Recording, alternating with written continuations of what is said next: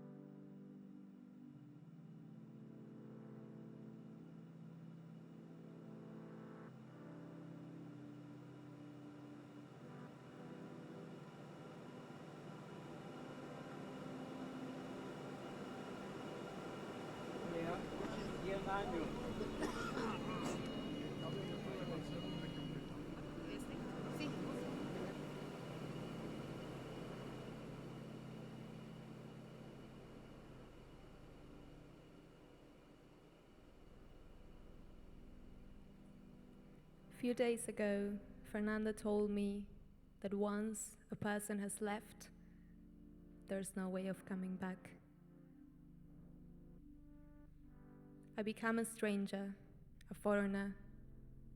I travel with my ideals and my dreams. I lose everything. I don't look for them again.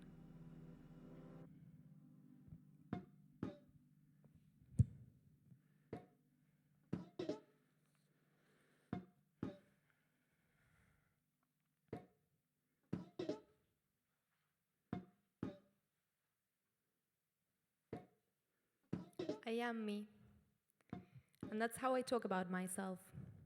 I build stories that turn into histories, that describe me from within me. I am me. I can tell the truth or lie, describe things that happened or things that didn't. Only I will know. And will people ask? I will say, yes.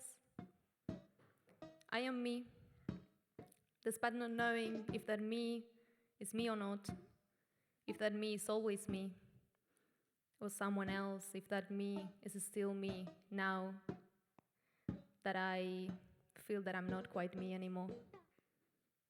But still, despite my doubting myself, despite my not knowing if I'm still me or not, the people who aren't me can say that I am me, that I'm still me, and I speak from within me, tell stories from within me. I talk about myself, from my place, from my house.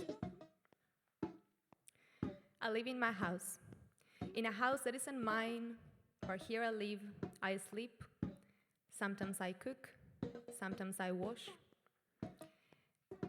I write in my house and about my house, about the things that happened to me, like that time a doctor came and wanted to give me a kiss, and I used it to write about a part of the world. Or that time a mouse came and I screamed, and I used it to write about my relationship with the world. The things that happened in my house happened to me, and I lit them up close. I can draw a map of my house from memory. I can say how many windows, how many doors it has, the way the sun comes in, the way the rain falls on the edges of the window. My house changed, and so did I.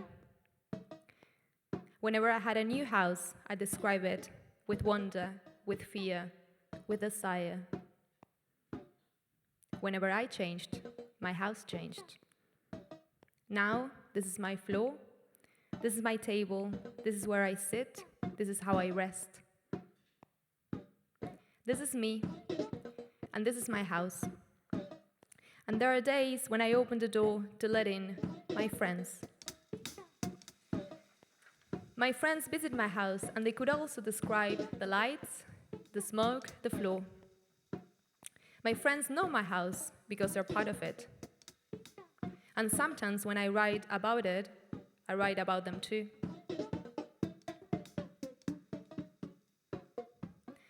You cry, a week ago I moved house, we're having a picnic in the only place that's empty of furniture. We hug on the wooden floor. This is togetherness. We kiss on the balcony. We see the lights in the buildings by day or by night. The trees grow, and every year the city hides a little more. It's late, and I'm waiting for you for dinner. We plan to do this every week, every day. We forget, but even so, we don't stop wishing. Sometimes my friends, who are part of my house, like the stories I tell, and sometimes they don't. But I am me, and this is my house, and just as I write, they can write too, about themselves, about me, about the days we spend together. We share these spaces we live in. We also let these spaces say things about us. Most of the time, my friends and I have things in common. The same class, the same ideology, the same privileges, sometimes even the same friendship group. So my friends and I are similar. We laugh together. We accept to be part of the same histories. But there are days when I'm alone in my house and I don't want to describe the way I am or how many windows there are or the way the sun comes in. I look outside and I see a garden from my window. My window is a frame I see the world through, the ways I learned to understand it, the place I see from, the place I hear from, the place I think from. My window is also my connection with the world. Over the years, whenever I moved house, I saw a little differently. And sometimes I can hear sounds that I don't understand that reach me, and I wonder how to name them, what to say, if I can say anything. I see the world from this window, which is mine. The categories and names I learn sometimes help me to name things, to say, that thing I don't know is similar to that thing I do know. And then I understand a little more what I'm seeing. But sometimes the ways I learned for naming the things around me, what I think, what I feel, aren't enough. What shall I say about the garden I see from the window of my house? Can I describe the plants, the birds that come and go, the flowers that die in one season and don't return? Can I from my house describe the garden I see, a garden that's someone else's?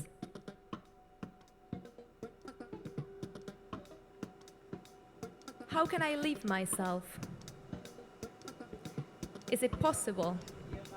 Perhaps living myself is a practice, the result of a series of attempts at finding something that never comes, that doesn't know itself, that cannot name itself.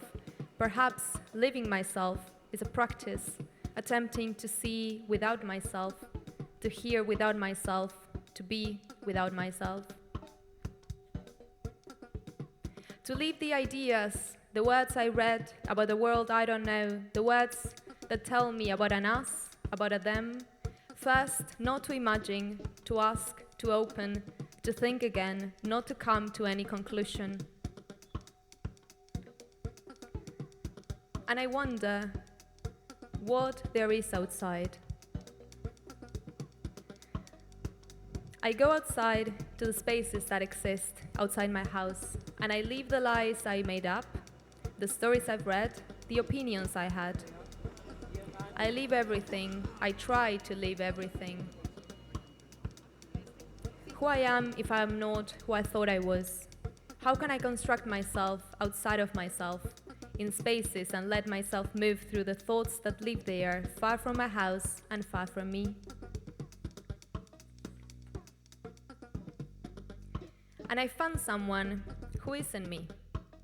Someone who isn't me and I, we're not part of the same class. We don't have the same privileges. We don't know each other's ideologies. We don't each know what the other had to go through for us to be here. I asked them about the place where we are, about their house, about the gardens they saw. Someone who isn't me replies and says words to me that I sometimes understand and sometimes I don't. They also ask me about myself, about my house. I try to reply to tell them what I know. Even though now I'm talking to someone who isn't me, I don't know if I know what I thought I knew.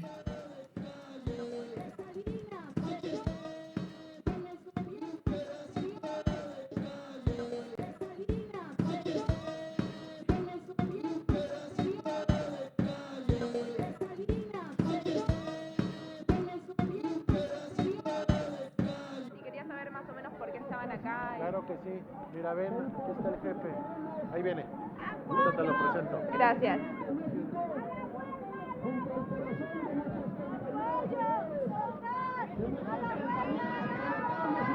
Argentina, de Uruguay. Argentina. De Argentina.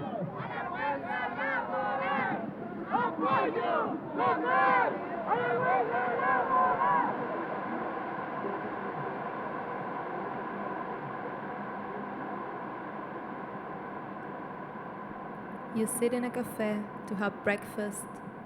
Someone tells you, don't get lost. You make a note, talk about the disappeared in the present tense. You stop feeling scared, but you start to sense a danger. The danger grows more tangible, identifiable. It has names, ways of behaving.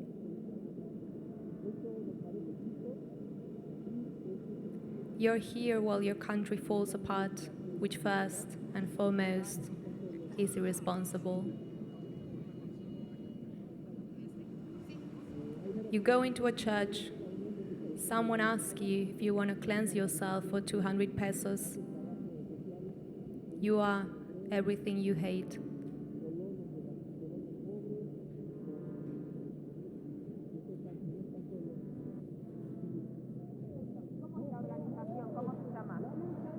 Hay varias organizaciones, una de ellas es la Unión de Lucha Vecinal del Valle de Anáhuac, que es una organización que hace trabajo social y político con obreros, con colonos de las colonias pobres, con compañeros damnificados.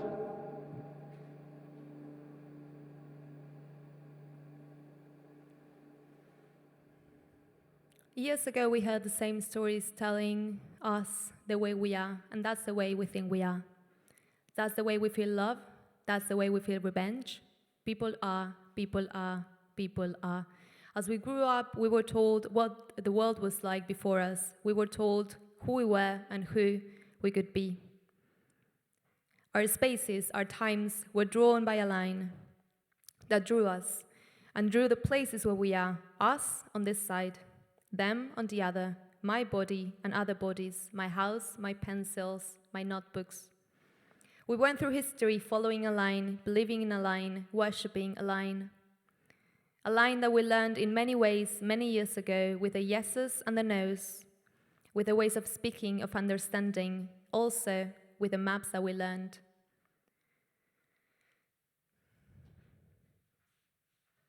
At one moment very early in our history, we were told this is a map.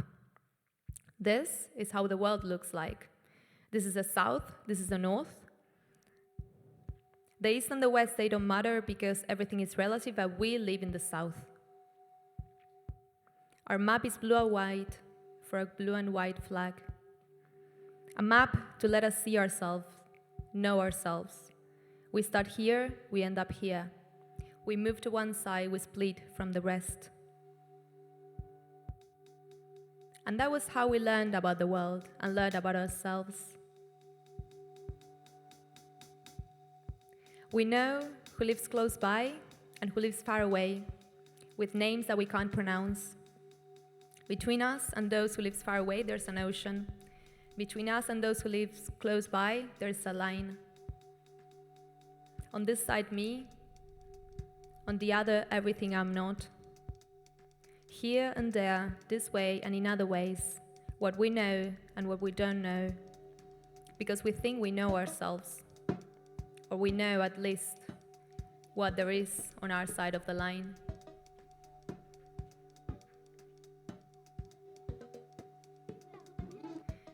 We say that we know what happens on our side of the line, the way things are, what's done, what isn't. This is the way we are. This is the way we are. This is the way we are. We think about everything as us, and then we say that we don't know, that we can't know, that it wasn't us, that we don't understand, that we don't know the world beyond ourselves, and nor do we know who we are, why we are here, why we were born here, and why this coincidence transformed into destiny.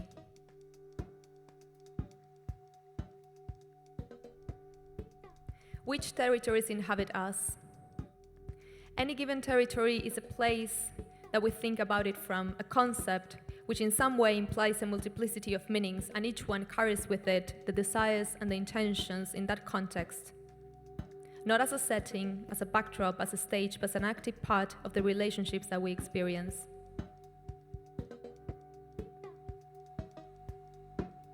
What writings do we build our writing on?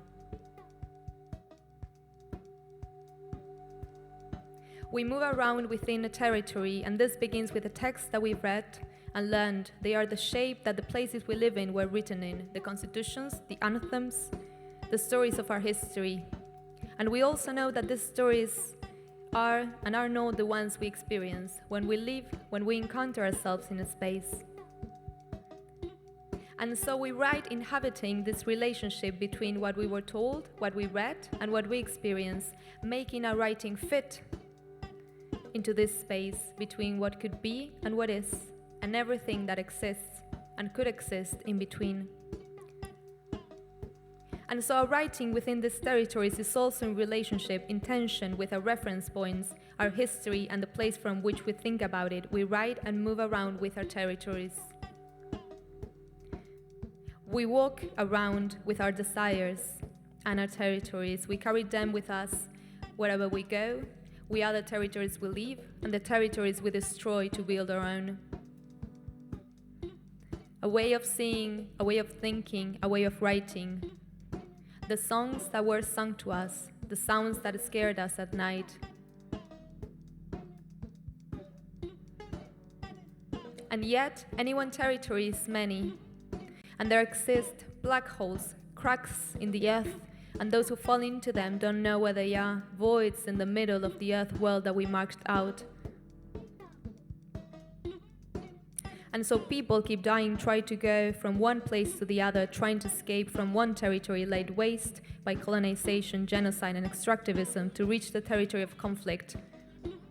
Another space, another continent to be in, and then to learn a language, to obtain a piece of paper that permits them to be in a territory. And so people keep dying in the mountains, in the forests, in the sierras, at the hands of a nation state that stole their lands, souls them, expels them, crushes them, a state that acts as if those lands were its, a state that racializes and humiliates to take over stretches of land that it exploits in order to turn them into profit.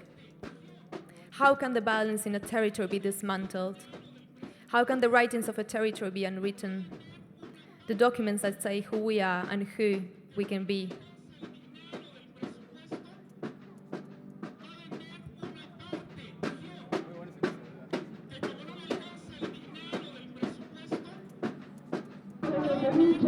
Un grito de huelga que recorra las universidades de la Ciudad de México y el área metropolitana, que recorra los centros de trabajo de la UNT, de la nueva central de trabajadores y hasta los centros de trabajo que están afiliados con la CTM para llevar este eco de lucha de los compañeros de Matamores. ¿Cómo vas a dejar entrar una transnacional donde en vez de apoyar tiene cierto impacto, el cual en lo personal considero que es negativo? ¿Por qué? Porque ¿dónde le estás dando el presupuesto que debería de ser para pequeños productores? Los estás desplazando y estás dejando entrar una inversión igual, mucho mayor rentable quizás para el gobierno, pero en sí no va a venir a beneficiar a los pequeños productores. Ese es como que el principal motivo y la razón por la cual yo me uno aquí con ellos. Yo ahorita vengo de Guerrero, de la montaña de Guerrero. Allá también estamos trabajando con caficultores. Es difícil. Para acá, sí, no.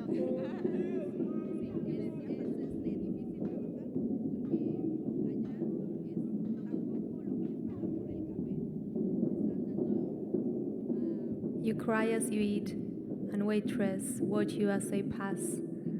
You cry in the streets, in bookshops, in cafes, at the door to your house, which is in your house, in your room, in the kitchen, on the balcony. There are people disappearing and you are crying. You take your wishes everywhere. You discover a park with birds, a book poetry in French, a lost ring in the bottom of a fountain. Make a wish. Do you know what fear is?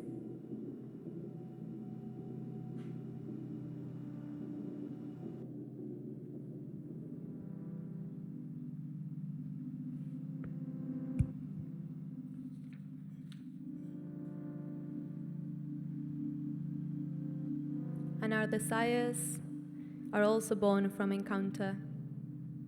Our desires also move around and also change. Our desires that encounter other spaces to being, to thinking, to expanding.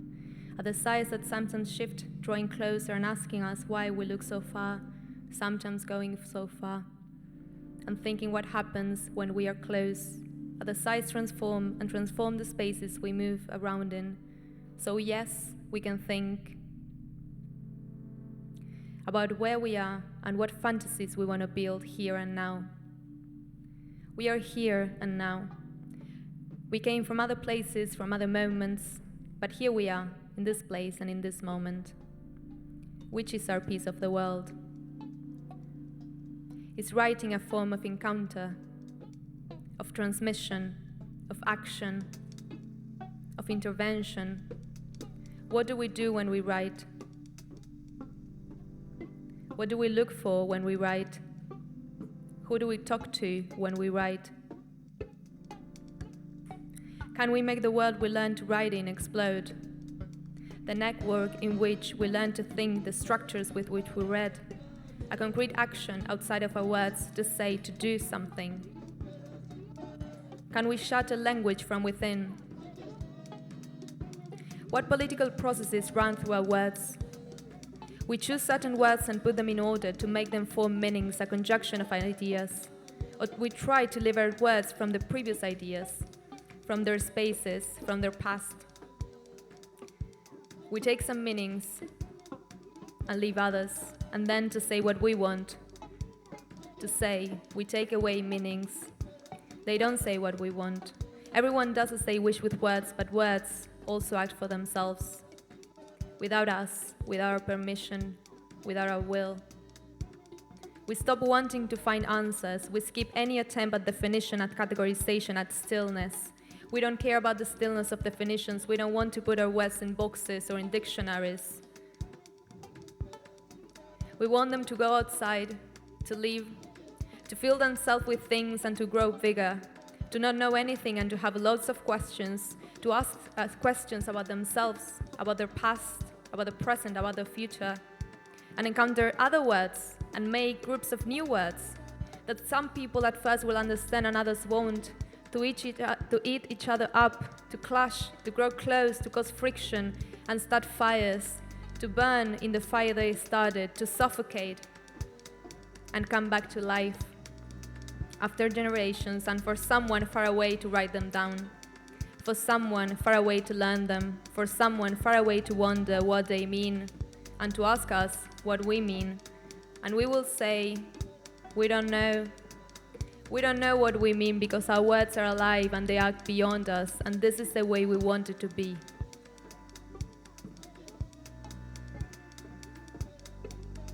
It's a language that builds through history a common territory.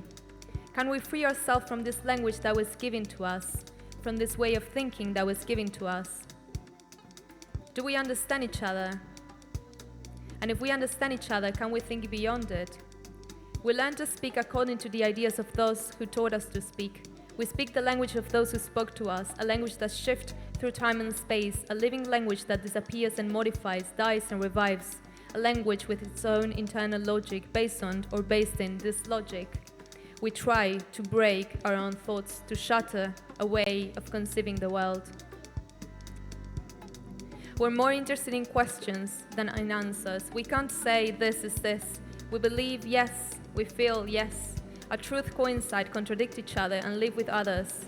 Luckily, we don't always think the same.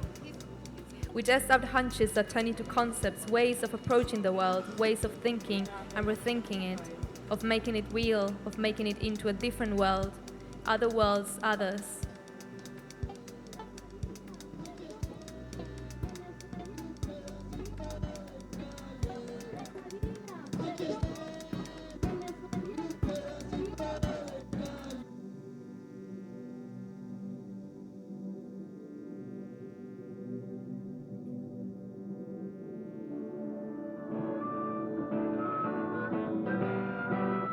On sunny days, you drink mate on the terrace. You think if you knew less, you would walk more calmly. You wake up late and spend hours in bed. Mornings are beautiful. You get addicted to coffee and start lying about what you're doing. You approach the edge of a world that welcomed you for years. Was this what you wanted?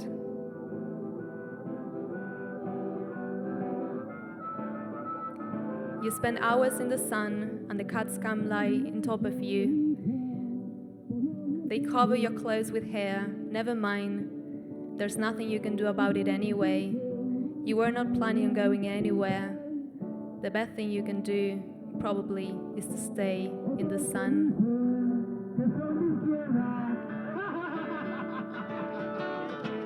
Y solo luchan por el poder.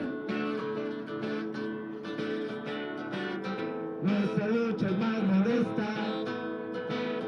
Nuestra lucha va directo al corazón del capital. Nuestra lucha es más modesta.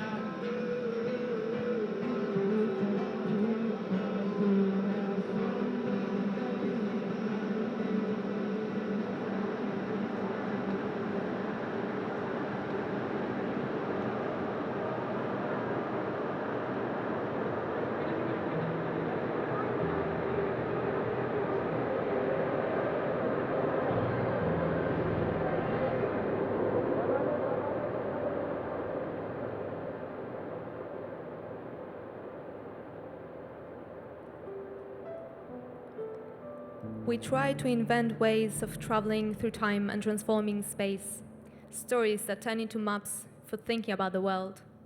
How can we think about our fantasies in terms of possibility, the possibility of being, of becoming? Our fantasies need space to grow, spaces that we create with words. We create spaces with words to inhabit, to move the horizon, to blow up the horizon that shows us the end of a one world when there are so many other possible worlds. The line that drew us also drew the horizon that tells us this is where the world ends. This is what you can wish for. This is as far as you can go. Even if we never get there, the line tells us the horizon is this. But we know that the horizon moves. We seek not to repair the cracks, not to resolve, not to understand, to let this opening grow and speak, to listen to what inhabits, to what fills the cracks. If, as Eugenia said, chaos is a harmony that we don't recognize. And we stop seeing a line and start seeing the paths opening up beyond the horizon in the world. The lines that marked us out can also be spaces to inhabit. Writing to find ourselves, to build a space to be in and to think. Of new spaces, maps, to draw writing as a politics of encounter, writing to disseminate, to relate, to put into tension, to question.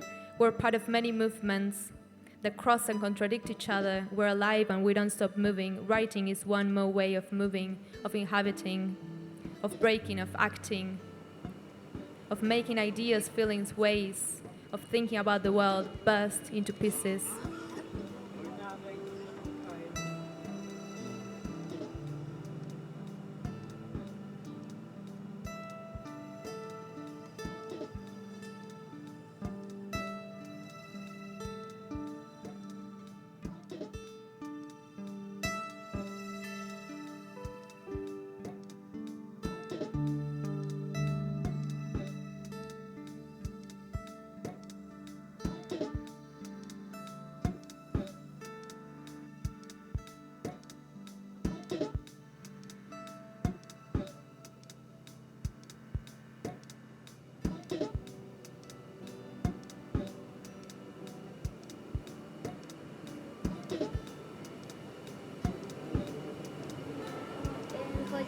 vendió tus ojos de zafiro a un panadero solitario.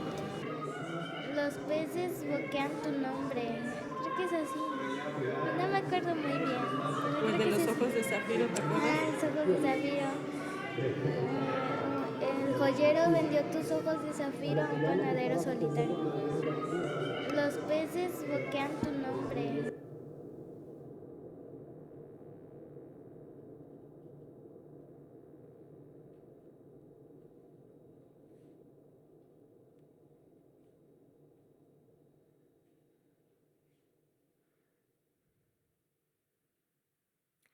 Kengsen asked me what I carry in my suitcase.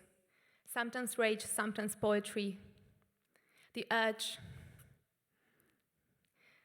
to destroy the shelves in the supermarket, to listen to the cans smashing on the floor.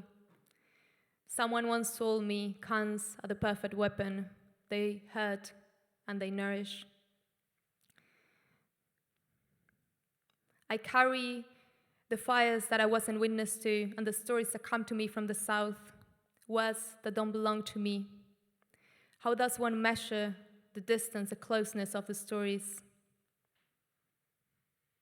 The words that sustain me come from other mouths, from other voices, from other bodies. The poems that Jolotine told me at 11 years old, eyes closed.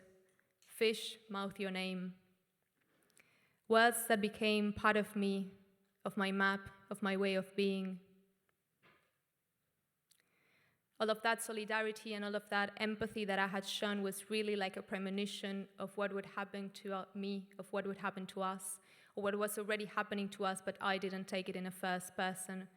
The words of Lucas Avedano come back to me with that museum so wide and so clean that had become the only place where we could talk, that power and that weakness of certain spaces.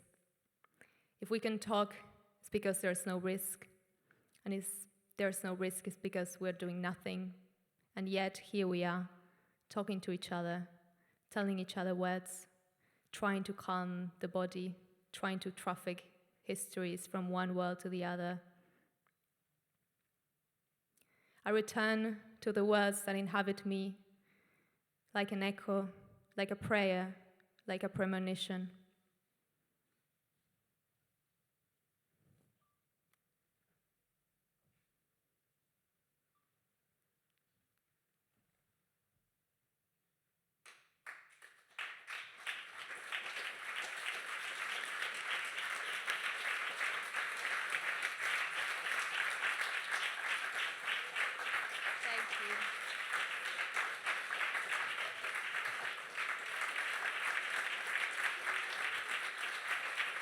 Thank you.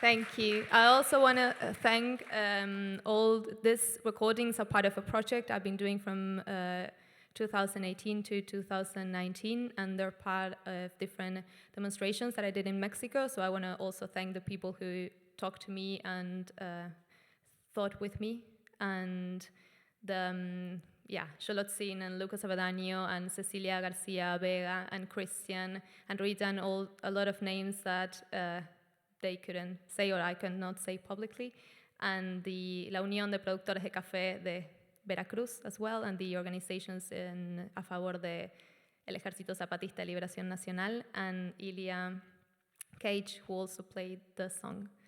Thank you. And also, we were thinking that if there's any question, we are here when you can ask us, or we can also go for a drink and you can ask us later, as you prefer, if you want to have these public questions, things. That's it.